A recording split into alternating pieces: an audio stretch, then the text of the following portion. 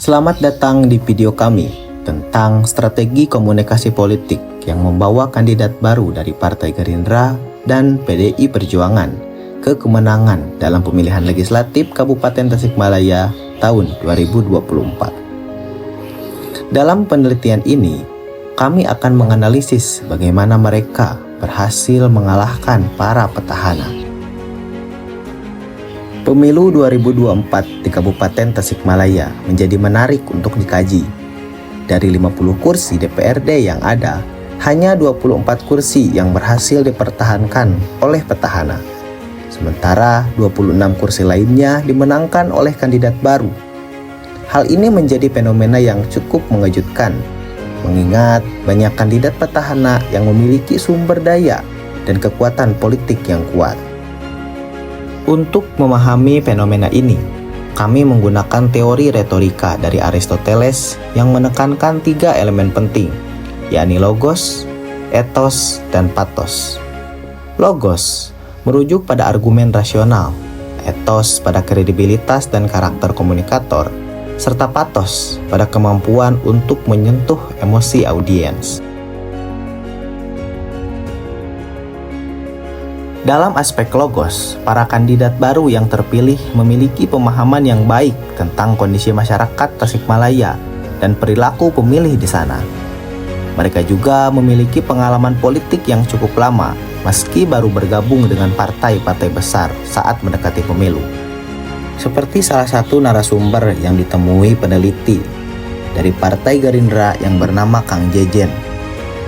2019, beliau mencalonkan diri dari Partai PKB, dan kemudian 2024 beliau bergabung di Partai Gerindra dan kemudian terpilih menjadi anggota legislatif tahun 2024 DPRD Kabupaten Tasikmalaya. Selain itu, mereka juga menerapkan strategi yang sistematis dalam menjangkau pemilih. Sementara dari sisi etos, kandidat-kandidat terpilih ini dinilai memiliki kredibilitas dan baik di masyarakat. Mereka dikenal sebagai sosok yang kompeten, jujur, dan berintegritas tinggi. Hal ini membantu membangun kepercayaan pemilih terhadap mereka. Seperti halnya caleg terpilih dari Partai Gerindra. Ia menggunakan strategi agar kinerjanya dapat terlihat langsung oleh masyarakat, sehingga masyarakat dapat percaya dan komitmen untuk memilihnya di pemilihan umum legislatif Kabupaten Tasikmalaya.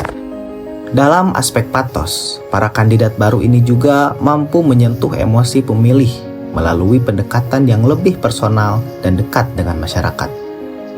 Mereka tidak terlalu fokus pada janji-janji pembangunan fisik, tapi lebih pada upaya memahami dan merespons kebutuhan pemilih secara efektif. Seperti yang dikatakan oleh caleg terpilih dari PDI Perjuangan, beliau menganggap karakter ketokohan paling penting untuk menjangkau para pemilih.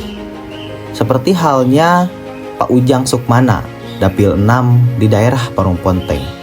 PDI Perjuangan berhasil menempatkan kadernya yang memiliki ketokohan kuat di Parung Ponteng, sehingga Pak Ujang Sukmana bisa terpilih dalam kontestasi pemilihan umum legislatif Kabupaten Tasikmalaya. Kesuksesan kandidat-kandidat baru ini memberikan pelajaran berharga bahwa kemenangan dalam kontestasi politik tidak hanya ditentukan oleh status petahana atau senioritas, melainkan lebih pada kemampuan kandidat dalam memahami dan merespon kebutuhan pemilih secara komprehensif.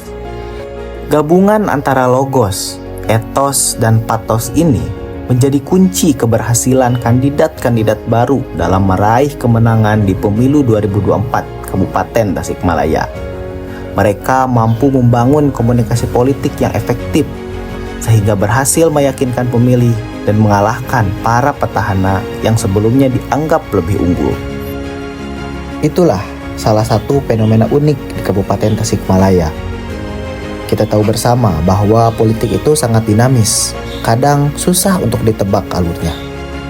Status petahana atau incumbent tidak menjadikannya jaminan untuk dapat terpilih kembali pada pemilihan umum berikutnya.